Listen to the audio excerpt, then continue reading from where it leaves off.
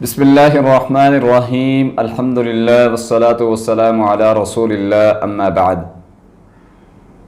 آج ہم بات کریں گے، بہت سے لوگ کہتے ہیں کہ ہمیں کوئی ایسے آسان عمل بتائیں جس سے ہم روحانی مسائل سے نجات پا جائیں، جادو جنات کے جتنے مسائل ہیں ہمیں ان سے نجات مل جائے، ہماری حفاظت ہو جائے۔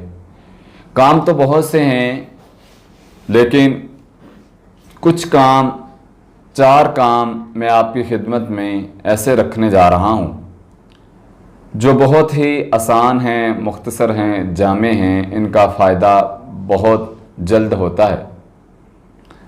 سب سے پہلی بات یہ ہے، سب سے پہلا کام جو ہمیں کرنا ہے، ہمیں اللہ کی حفاظت میں آنا ہے۔ کام تو بہت سے ہیں، ذکر ہیں، دعائیں ہیں، لیکن سب سے پہلا کام یہ ہے کہ ہمیں اذکار کے ساتھ، توکل کے ساتھ ہم نے خود کو سیو کر کے اللہ کی حفاظت میں آنا ہے۔ اللہ کی حفاظت میں ہم کیسے آئیں گے؟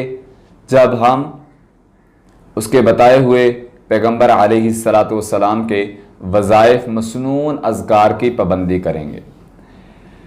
ایک ہے اللہ کی حفاظت میں آنا، ایک ہے اللہ سے حفاظت طلب کرنا، جیسا کہ سورۃ الموعظتین میں، سورہ فلق ناس میں ہم پڑھتے ہیں قل اعوذ برب الفلق، قل اعوذ برب الناس، میں پناہ چاہتا ہوں لوگوں کے رب سے جو ساری دنیا کا خالق و مالک ہے۔ اے اللہ میں تیری پناہ میں آتا ہوں۔ آپ حفاظتی اذکار کے ساتھ پناہ طلب کریں اور اس کے ساتھ اللہ کی پناہ میں آئیں۔ وہ کیسے آئیں گے؟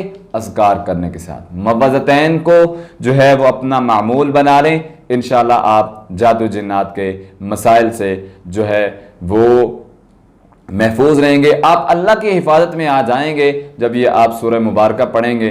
اس کے ساتھ ہی آپ نے موعظتین کے ساتھ آپ نے جو ہے وہ سورۃ البقرہ کی آخری 2 آیات بھی ایڈ کرنی ہے۔ حدیث میں آتا ہے جو سورۃ البقرہ کی آخری 2 آیات 3 راتوں تک پڑھتا ہے، وہ جو ہے وہ شیطانی چیزوں سے، شیطان اس کے قریب نہیں آتا، اس گھر کے قریب نہیں آتا، وہ محفوظ کر لیا جاتا ہے۔ جس کی اللہ حفاظت کریں اس کو کوئی نقصان نہیں دے سکتا، اس لیے ہمیں موعظتین کے ساتھ سورۃ البقرہ کی آخری 2 آیات بھی پڑھنی ہے۔ دوسرا کام جو ہم نے کرنا ہے جادو کے مسائل کے حل کے لیے، وہ جو ہمارے ہاں معاشرے میں عمومی طور پر لوگ نہیں کرتے، وہ ہے کہ نماز فجر میں کوتاہی۔ نماز فجر ہم پڑھتے نہیں ہیں، ہم کہتے ہیں کہ ہم ان مسائل سے نکل جائیں، ہماری حفاظت ہو۔ حدیث میں آتا ہے کہ جو بندہ دیر تک سویا رہتا ہے، نماز نہیں پڑھتا، شیطان اس کے جو ہے وہ آ کے گرہ لگا دیتا ہے، شیطان اس کے گرہ لگا دیتا ہے، سارا دن اس انسان کا جو ہے وہ نحوست میں گزر جاتا ہے۔ جب شیطان کی گرہ کس چیز سے کھلتی ہے؟ نماز کے ساتھ۔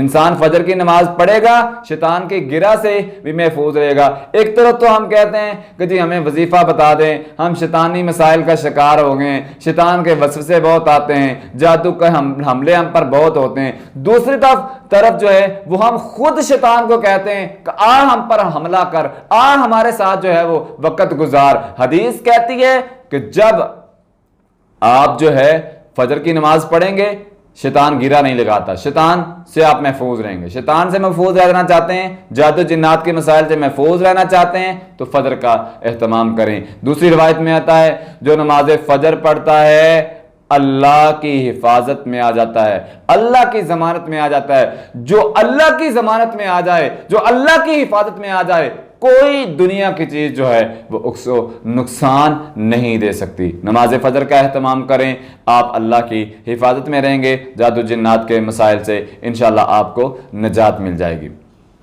اس کے ساتھ نماز فجر آپ نے پڑھی ہے، ساتھ ہی آپ اذکار کر لیں۔ اذکار کون سے کرنے ہیں؟ حفاظتی پڑھائی ہے، سورۃ فاتحہ ہے، یہ شفا بھی ہے، یہ دم بھی ہے، یہ رقیہ ہے، یہ مسائل کے حل کے لیے سورۃ فاتحہ جو ہے بیماری روحانی ہے، جسمانی ہے، سورۃ فاتحہ پڑھیں، ساتھ جو ہے سورۃ البقرہ کی آخری آیت پڑھیں، آیت الکرسی پڑھیں، اور اس کے ساتھ معوذتین کو شامل کر لیں، انشاءاللہ آپ جادو جنات کے مسائل سے محفوظ رہیں گے۔ تیسری بات جو ہے وہ توکل کے ساتھ آپ نے پڑھائی کرنی ہے۔ نماز فجر بھی پڑھ لی، اللہ نے آپ کو یہ سعادت بخشی، آپ اٹھے اور فجر کی نماز پڑھی، مسنون اذکار کیے، اس کے ساتھ اذکار کرنے کے ساتھ توکل کرنا ہے کہ میں نے اذکار کیے ہوئے ہیں، دنیا کی کوئی چیز مجھے نقصان نہیں دے سکتی، کیونکہ نبی کریم صلی اللہ علیہ وسلم کے بتائے ہوئے میں نے مسنون اذکار کیے ہیں توکل کے ساتھ۔ وَمَن يَتَوَكَّلْ عَلَى اللَّهِ فَهُوَ حَسْبُهُ، جو اللہ پر توکل کرتا ہے اللہ اس کے لیے کافی ہو جاتا ہے، جس کے لیے اللہ کافی ہو جائے اس کو کوئی چیز نقصان نہیں دے سکتی۔ توکل کا یہ لیول ہونا چاہیے کہ حدیث میں آتا ہے کہ اعوذ باللہ پڑھو، بسم اللہ پڑھے، صحابہ پڑھتے تھے اعوذ باللہ، شیطان بھاگ جاتا تھا، شیطان قریب نہیں آتا تھا۔ ایک طرف ہمارا توکل ہوتا ہے جو ہے ہم توکل نہیں ہوتا، پختہ توکل نہیں ہوتا، پڑھائی کر رہے ہوتے ہیں اور شک بھی ہوتا ہے کہ پتہ نہیں ہمارا علاج ہوگا کہ نہیں، پتہ نہیں ہم محفوظ ہوں گے کہ نہیں۔ جب انسان کے ذہن میں شک شیطان ڈال دیتا ہے تو اس کا نتیجہ کیا ہوتا ہے؟ حدیث کہتی ہے، اللہ کہتے ہیں کہ میں بندے کے گمان کے مطابق ہوتا ہوں۔ توکل کے ساتھ آپ اذکار کریں گے تو آپ کو فائدہ ہوگا۔ اسی طرح جادو جنات کے مسائل سے حفاظت کے لیے آپ کو استغفار کرنا ہوگا۔ استغفار بہترین حل ہے، استغفار بہت پاورفل وظیفہ ہے۔